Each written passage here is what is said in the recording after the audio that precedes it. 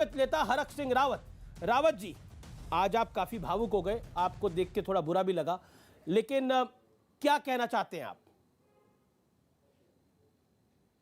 देखिए, जिस तरह आपने कहा बिल्कुल ये असत्य है कि परिवारवाद को लेकर आपने मेरे बयान सुने होंगे, तो मैं परिवारवाद के बहुत खिलाफ था।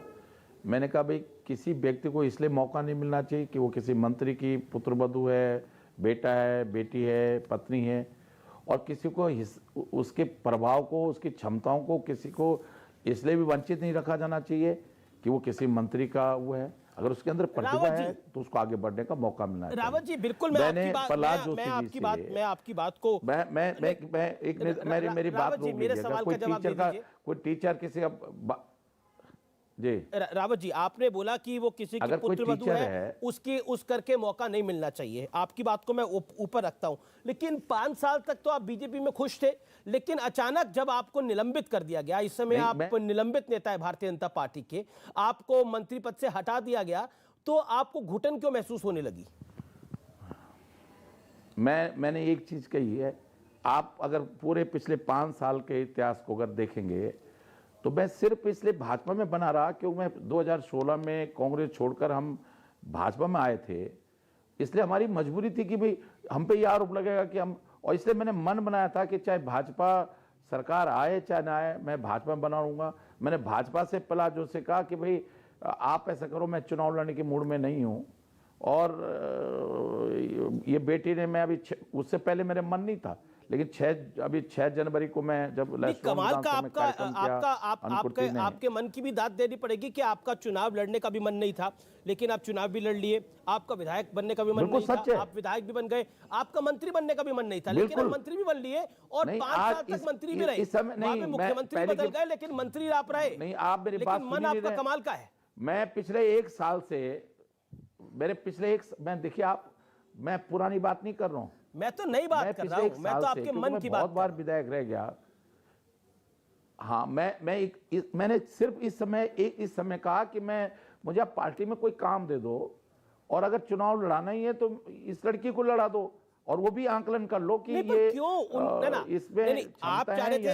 आपने बड़े सामान्य रूप से बोला कि अगर लड़ाना ही है तो इस लड़की को लड़ा दो। पूरी बात सुन लीजिएगा, ये सिर्फ आरोप भर है। उन्होंने देखिए, आप मेरी पूरी बात सुन लीजिए ना। आपने तो आप एक तरफा बात कर रहे हैं ना। मैं तो एक तरफा नहीं कह रहा, आपको सुन रहा हूं मैं। सुन लीजिएगा ना मेरी बात जी।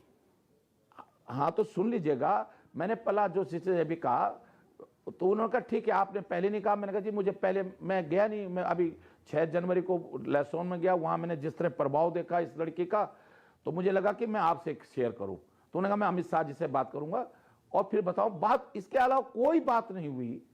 और मैंने कहा जी अगर आपको एक ही टिकट देना है तो आप इसको लड़ा दीजिएगा, मैं नहीं लड़ूंगा, और मैं वैसे भी इच्छुक नहीं हूं। इस बार इस लड़की को लड़ा दीजिएगा। मैं बहुत बार मंत्री रह गया हूं, विधायक रह गया हूं, मैं पार्टी में कोई भी काम तो यही हरक जी, आपने भी खुद ही बोला कि मैंने बोला कि मेरी लड़की अच्छा काम कर रही है तो उसको टिकट दे दीजिए। यही तो ब्लैकमेलिंग होती है ना, पार्टी तय करती है कि किसको टिकट देनी है, किसको टिकट ब्लैकमेलिंग नहीं है। ये कोई परिवार वाली बीजेपी तो पार्टी है नहीं कि यहाँ पर परिवार तय कर देगा।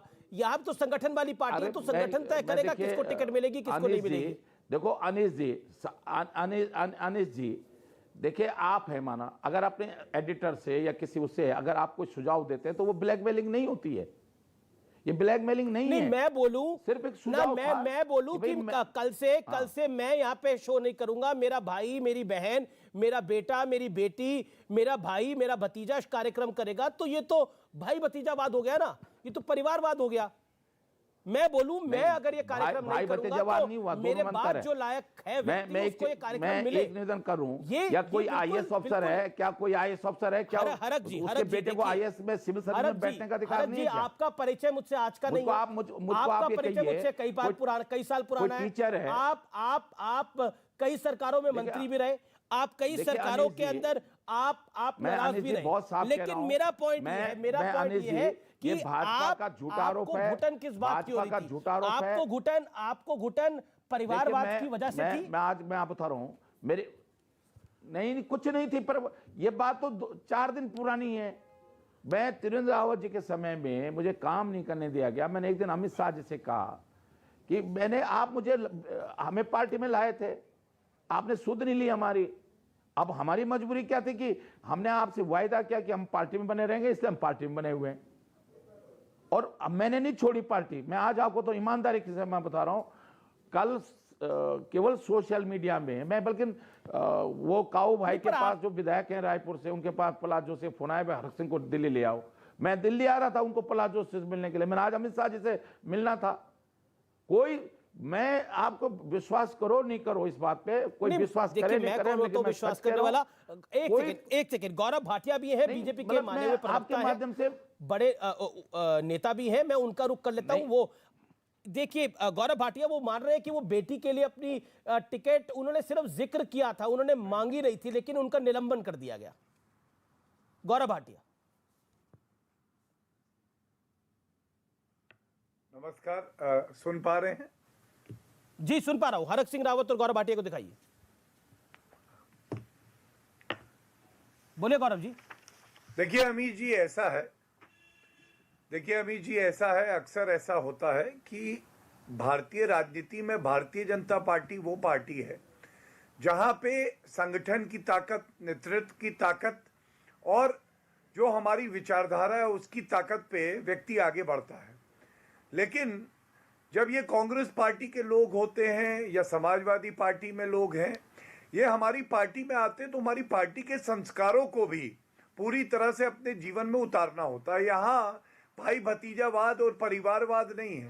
यहाँ ये नहीं है कि सोनिया गांधी हटेंगी तो राहुल गांधी अध्यक्ष बनेंगे, राहुल गांधी हटेंगे तो फिर से सोनिया गांधी बन जाएंगी। समाजवादी पार्टी में भी यही है अमीर जी, कि जब से पार्टी की संस्थापना हुई है तब से क्या हुआ है, तब से केवल एक परिवार का सदस्य ही अध्यक्ष रहा है। भारतीय जनता पार्टी ने कार्य किया है, चाहे उत्तराखंड हो और चाहे वो उत्तर प्रदेश हो। मैं खुद वहां दौरे पे था। मैं आपको एक बात बता दूं, कई बार नेता, हरक जी यहाँ बैठे हैं, मैं ये कहूंगा कि ऐसे बड़बोले बयान देते हैं जिससे जो हमारा कर्मठ कार्यकर्ता है, जो नेता है, जो लोग कार्य कर रहे हैं, उनकी भावनाएं आहत होती हैं। और जो हमारा केंद्र नेतृत्व है सभी चीजों का ध्यान में रखते हुए निर्णय लेता है और जनता जो है इसका स्वागत करती है। इसीलिए भारतीय जनता पार्टी और बाकी पार्टियों में फर्क है। ठीक है। हरक जी वो कह रहे हैं कि बीजेपी में फर्क है, बीजेपी परिवार को आगे नहीं बढ़ाती, बीजेपी इंडिविजुअल्स को आगे बढ़ाती है। हरक जी, अनिश जी, शायद देखिए अनिश जी, शायद गौरव जी मेरे बारे में बहुत नहीं जानते हैं। मैं गोविंदाचार्य जी के साथ विद्यार्थी परिषद में मैंने 1980 से काम किया। मैंने पश्चिम उत्तर प्रदेश संगठन मंत्री रहा हूँ, मदन दास जी के साथ काम किया। मैं पौड़ी जिले का उस जमाने में भाजपा को खड़ा किया उत्तराखंड में, जब स्कूटर से चलता था, जब भाजपा को लोग बड़ियों की पार्टी कहते थे। मैं 91 में कल्याण सिंह की सरकार में पहली बार विधायक बना, 28 साल की उम्र में उत्तर प्रदेश में मंत्री बन गया। त्रिवेंद्र राव जी उस सरकार में, उमानाथ सिंह जी जो जौनपुर से विधायक थे, मंत्री थे, उनके साथ प्यारू थे। मैंने फिर 93 में भाजपा से चुनाव लड़ा, पूरी बहुमत से जीत गया। उत्तराखंड का जब आंदोलन चला तो मैंने गैर राजनीतिक संगठन बनाया। फिर तो आप समझते हैं, मतलब आप इतनी अच्छी वानगी दे रहे हैं कि आप मदन दास देवी को कोट कर रहे हैं, आप बड़े-बड़े नेताओं को कोट कर रहे हैं, संघ के बड़े-बड़े वरिष्ठ लोगों को कोट कर रहे हैं। रज्जू भैया मुझे बहुत प्यार करते थे। आप रज्जू भैया को कोट करें तो फिर तो आप बीजेपी की इथोस को समझते होंगे, फिर तो बीजेपी की कार्यप्रणाली को आप समझते होंगे। और मैं 7 मंत्री थे, हाँ बिल्कुल समझता था मैं, लेकिन उस भाजपा में और इस भाजपा में बहुत जबरदस्त अंतर है। देखिए मैंने 96 में जब भाजपा छोड़ी थी तो उस समय उत्तराखंड में एक माहौल ऐसा बन गया था कि राजनीतिक दल नहीं चलेंगे। मेरा आपसे एक महत्वपूर्ण सवाल है। अब तो कांग्रेस आपको कह रही है माफी मांगेंगे तभी हम आपको लेंगे। हरीश रावत ने स्पष्ट रूप से बोला आप माफी मांगेंगे तब हम आपको लेंगे।